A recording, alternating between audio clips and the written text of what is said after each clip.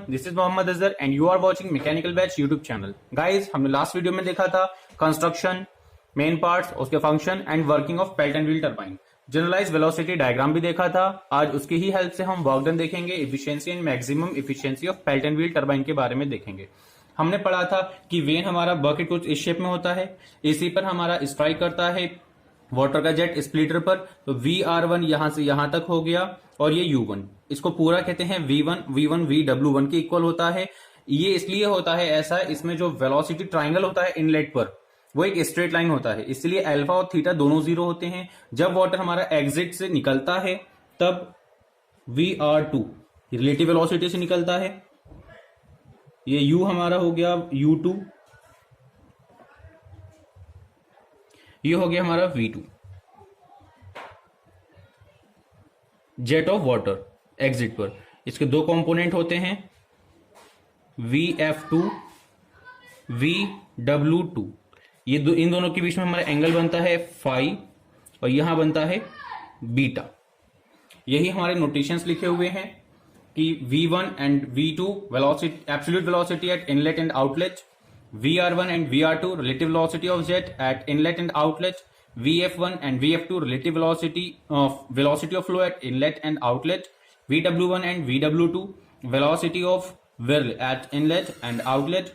Phi angle between relative velocity and direction of motion of the vane, and this phi angle between direction of jet and direction of vane means beta। यहाँ पे alpha और theta दोनों zero होते हैं। अब VR1 को हम ये भी लिख सकते हैं V1 माइनस का U।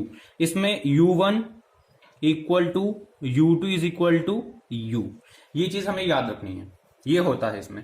अब जब भी वाटर स्ट्राइक करेगा नोजल से बकेट पर, इस स्प्लिटर पर, तो ये दो पार्ट में स्प्लिट हो जाता है इक्वल पार्ट्स में, और ये पार्ट्स हमारे जो इनर सरफेस है उस पे से स्लाइड करते हैं और बाहर आते हैं। यही चीज हमने अपने यहां पर लिखी है। ये लिखा हुआ है, let the jet of water from the nozzle strike the bucket at the splitter. This splits the jet into two equal parts. These parts slides over the inner surface and comes out. अब बात करते हैं force exerted by jet of water in direction of motion, कि कितना force हमारा jet लगाएगा। ठीक है, तो ये होता है force is equal to rho A V1 VW1 plus VW2। अब ये आया कहां से है? हमने 9th क्लास में पढ़ा था फोर्स क्या होता है, force rate of change of momentum होता है। ये हमने 9th क्लास में ही पढ़ा है, एक बार दोबारा पढ़ेंगे यहां पर, बस छोटा सा कॉन्सेप्ट। और D ओवर DT M, ये होता है हमारा, ये बन जाता है मास फ्लो रेट।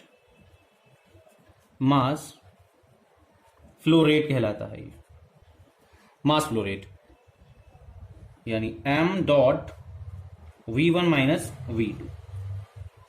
Got it. अब मास फ्लो रेट को हम कैसे सिंप्लीफाई करेंगे? हम जानते हैं density rho is equal to mass upon volume होता है, ये हमने पढ़ा है। यहां से हम मास की वैल्यू निकाल लेंगे, रो इंटू वी, यानी डेंसिटी इंटू वॉल्यूम। अब वॉल्यूम हमने पढ़ा है क्या होता है, एरिया इंटू वेलोसिटी, यानी V1 लगा देंगे यहां पर हम, तो मास फ्लो रेट हमारा मिल जाएगा रो ए V1। यहां हम पुट कर देंगे रो ए V1। अब V1 किसके इक्वल है, VW1 के इक्वल है, तो यहां लिखेंगे हम V1 के प्लेस पे VW1 माइनस V2 का हॉरिजॉन्टल कंपोनेंट लेंगे जो हमारा है VW2, और ये नेगेटिव डायरेक्शन में है इसलिए यहां पर इसको नेगेटिव लिया जाएगा VW2। इसको सिंप्लीफाई करेंगे तो रो A V1 VW1 plus VW2 मिल जाएगा हम। ओके, यहां तक बात हो गई हमारी क्लियर। ये हमारा आया है फोर्स ओनली। अब ए क्या होता है लिख लेते हैं, एरिया ऑफ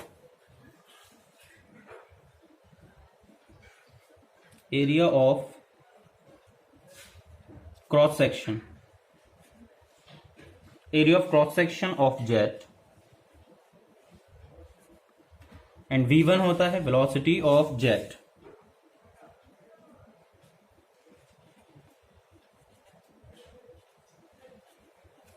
ये फोर्स हो गया, दोनों चीजें पता लग गई क्या होता है well velocity at inlet and well velocity at outlet. ये फोर्स हो गया। वर्क डन की बात करते हैं, work done by runner. Work done by runner per second कितना होगा? हमने पढ़ा है वर्क डन होता है फोर्स इंटू परपेंडिकुलर डिस्टेंस, यानी यहां पर होगा फोर्स इंटू यू।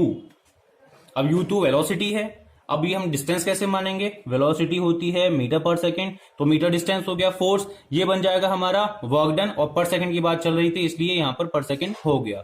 तो फोर्स हमने कितना फाइंड किया था? अपना फोर्स था rho A V1 VW1 plus VW2 into you, ये आ गया हमारा वर्क डन। अब हम बात करते हैं काइनेटिक एनर्जी की। Kinetic energy to the runner, ये हम जानते हैं पर सेकेंड की बात हो रही है। काइनेटिक एनर्जी का फॉर्मूला हम सारे लोग जानते हैं, बचपन से पढ़ते आ रहे हैं, हाफ mv²। इसके आगे की थोड़ी सी बात करते हैं।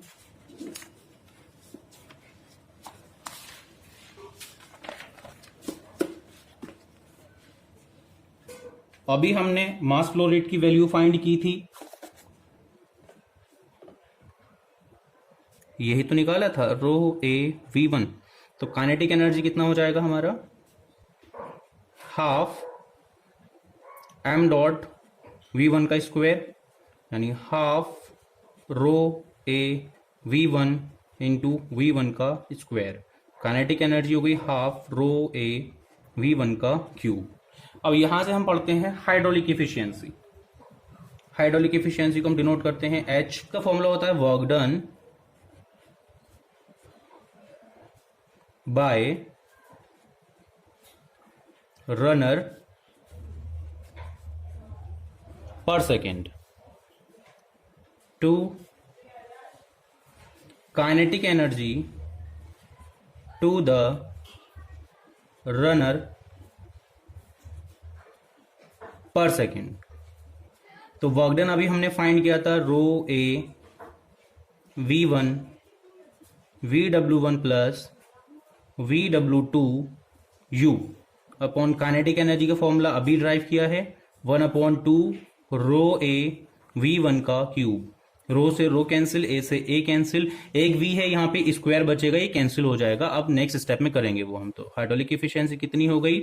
2 VW1 plus VW2 U upon V1 का स्क्वायर, ये हमारी हो गई हाइड्रोलिक इफिशियंसी। इसके आगे हम बात करते हैं work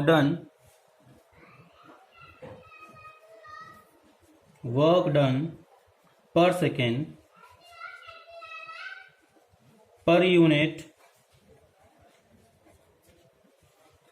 weight of water striking. यहां तक हो गया हमारा, ये लिख लेते हैं हम। Work done by runner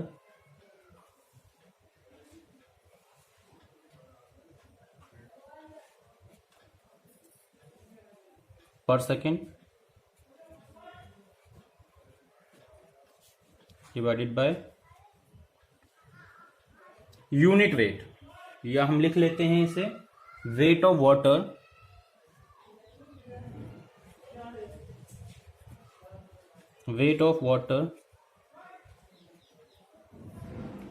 striking पर सेकेंड।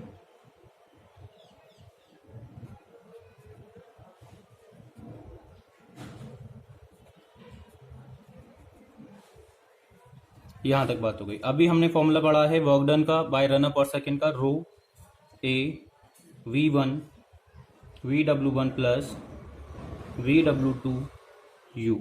इसका फॉर्मूला होगा हमारा m dot G, mass flow rate into G. अब मास फ्लो रेट का आगे ही लिख देता हूं मैं, रो A V1 VW1 plus VW2 U upon mass flow rate अभी पड़ा है रो ए V1 इंटू जी। इससे सारा कुछ कैंसिल हो गया हमारा। अब इसको हम नेक्स्ट स्टेप में करेंगे।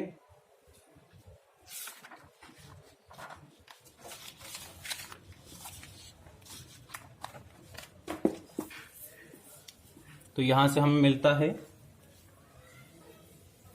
1 upon ji VW1 plus VW2 U।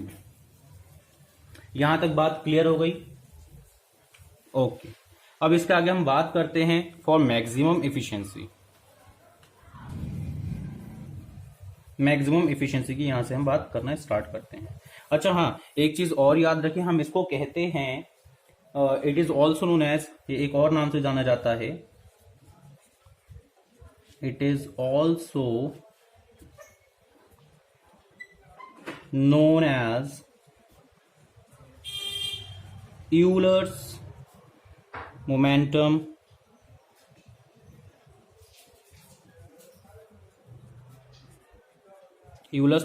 equation of Pelton wheel turbine। Okay, अब हम बात करते हैं मैक्सिमम इफिशिएंसी की।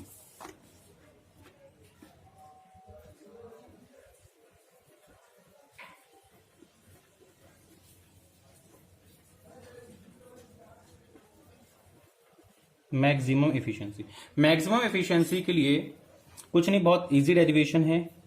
लेट करते हैं, late VR2 is equal to के VR1। अब ये क्या है? कुछ नहीं, बहुत आसान है। रिलेटिव वेलोसिटी इनलेट पर है, रिलेटिव वेलोसिटी आउटलेट पर है। अब हम जानते हैं रिलेटिव वेलोसिटी आउटलेट पर कम ही होगी एज कंपेयर टू इनलेट, इसीलिए के टाइम्स हुआ है ये। और के क्या है, लिख देते हैं, के एक फैक्टर वैल्यू है, factor value which is less than 1, जो 1 से कम होता है। If there is no friction between blade and fluid, then तो क्या होगा, के की वैल्यू वहां हो जाएगी 1। ओके, इसके आगे की बात करते हैं। हमें अपना ये देखना पड़ेगा, जो हमने अपना ये डायग्राम बनाया था, ये देखिएगा, आई थिंक विजिबल होगा। अब बात करते हैं वेलोसिटी ट्रायंगल एट आउटलेट।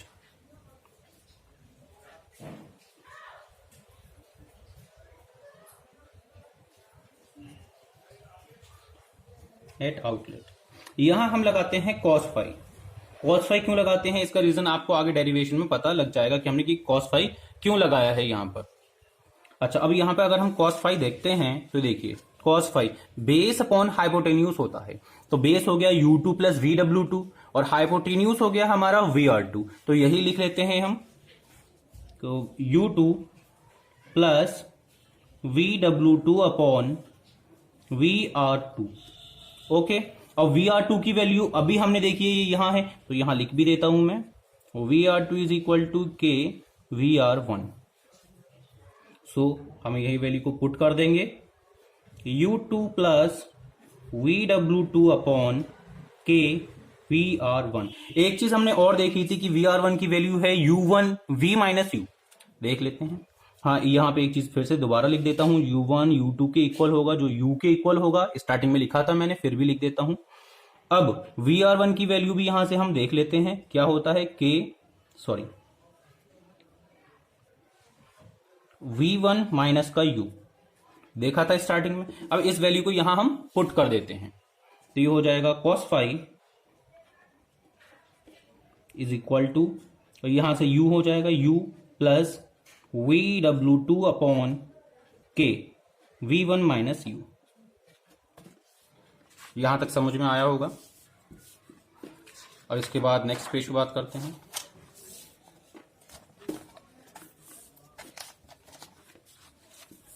अब कुछ नहीं, थोड़ा सा रीअरेंज करना है इनको। हम वैल्यू निकालेंगे VW2 की, तो ये हो जाएगा U plus VW2 is equal to K cos phi V1 minus U। अब U2 यहां पे हम दूसरी साइड में भेज देंगे तो ये माइनस का हो जाएगा, तो VW2 is equal to K cos phi V1 minus U minus का U। इफिशियंसी का अभी हमने फॉर्मूला पढ़ा था कुछ टाइम पहले, ये था 2 VW1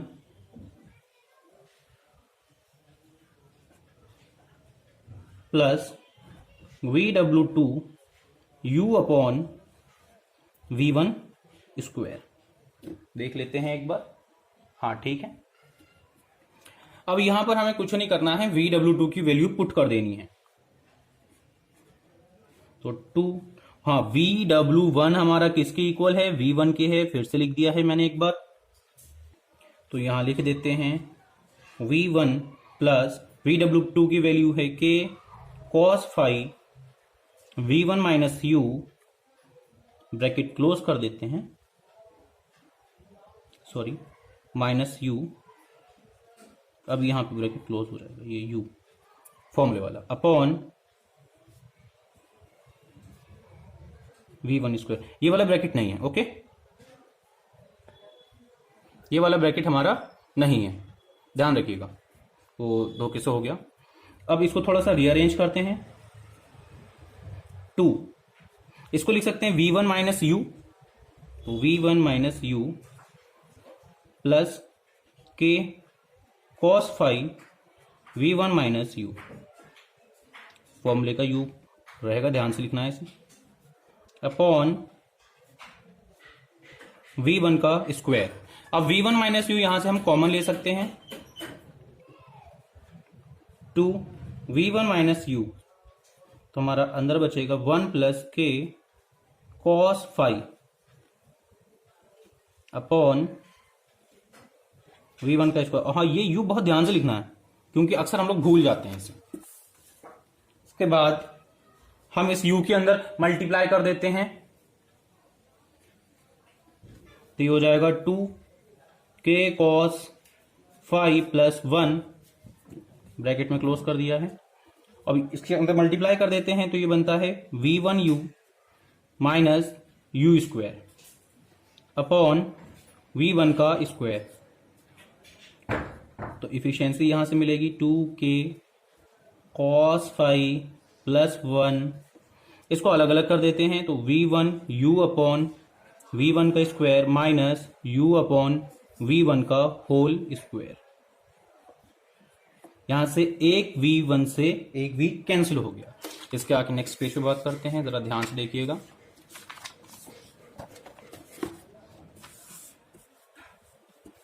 अच्छा, तो यहां पर हमारा मिलता है hydraulic efficiency is equal to 2K cos phi plus 1 U upon V1 minus U upon V1 का whole square. For maximum efficiency, for maximum, ये एफिशिएंसी का साइन है हमारा, फॉर मैक्सिमम एफिशिएंसी के लिए हमें क्या करना पड़ेगा, इसको डिफरेंशिएट करवाना पड़ेगा। तो differentiate with respect to U upon V1, इसके रिस्पेक्ट में इसको हमें डिफरेंशिएट करवाना पड़ेगा। ये बहुत ध्यान से देखने की चीज है, अदरवाइज ये हमें याद नहीं रहता है। तो अब इसको डिफरेंशिएट करवाएंगे हम, तो ये हो जाएगा D upon DU upon V, hydraulic efficiency, और इसको 0 के इक्वल पुट करवा देंगे। बस अब कुछ नहीं है, बहुत सिंपल सी चीज रह गई है, D upon DU upon V, इसकी वैल्यू पुट कर देंगे, तो 2K cos phi plus 1 U upon V1 minus U upon V1 का स्क्वायर इज इक्वल टू 0। अब इसका डिफरेंशिएट करेंगे तो T तो कांस्टेंट है, इसको बाहर निकाल लेते हैं, तो ये हो जाएगा हमारा 1 माइनस 2u अपॉन v1, ये बचा हमारा। कांस्टेंट को दूसरी साइड भेजेंगे तो ये 0 हो जाएगा, इसको नहीं लिखते हैं, तो बचता है 1 minus 2u upon v1 is equal to 0, तो 1 is equal to 2u upon v1। तो यहां से हमारी u की वैल्यू निकलती है v1 अपॉन 2, और ये भी लिख सकते हैं हम v1 is equal to 2u, ये भी लिख सकते हैं, और हम इसका यूज करेंगे u upon v1 is equal to 1 upon 2। इस वैल्यू को यहां पर हम पुट करा देंगे, इसको हम मान लेते हैं इक्वेशन नंबर 1। ओके, बस अब थोड़ा सारा रह गया है लास्ट, तो लास्ट में हमारा इक्वेशन पहले लिख लेते हैं अपनी। अभी आएगा मैक्सिमम के लिए,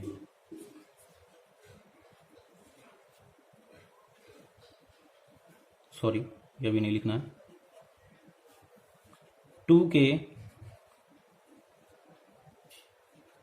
cos 5 plus 1 u upon v1 minus u upon v1 का स्क्वायर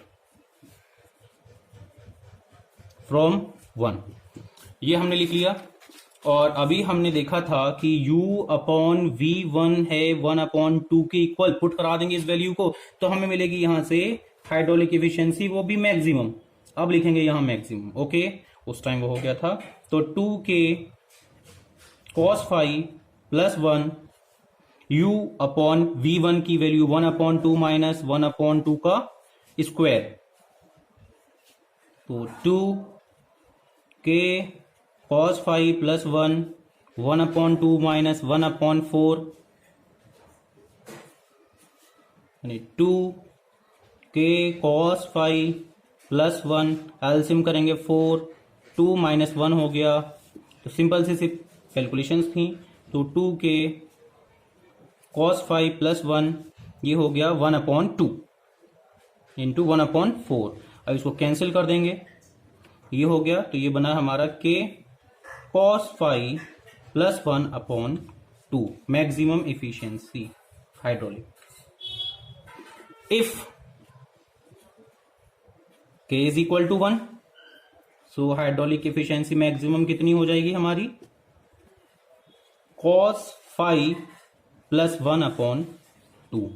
ये सॉरी वो थोड़ा सा गलत हो गया, याद रखने के फॉर्मूले हैं।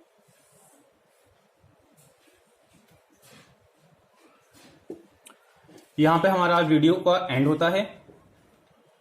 अब मैं आई होप कि आपको ये वीडियो पसंद आया होगा और आपके लिए हेल्पफुल भी होगा। अगर ये वीडियो आपके लिए हेल्पफुल है तो प्लीज हमारे चैनल को सब्सक्राइब करना ना भूलें, लाइक करें, शेयर करें, कमेंट करें एंड बेल आइकन को प्रेस करना ना भूलें। Thanks for watching.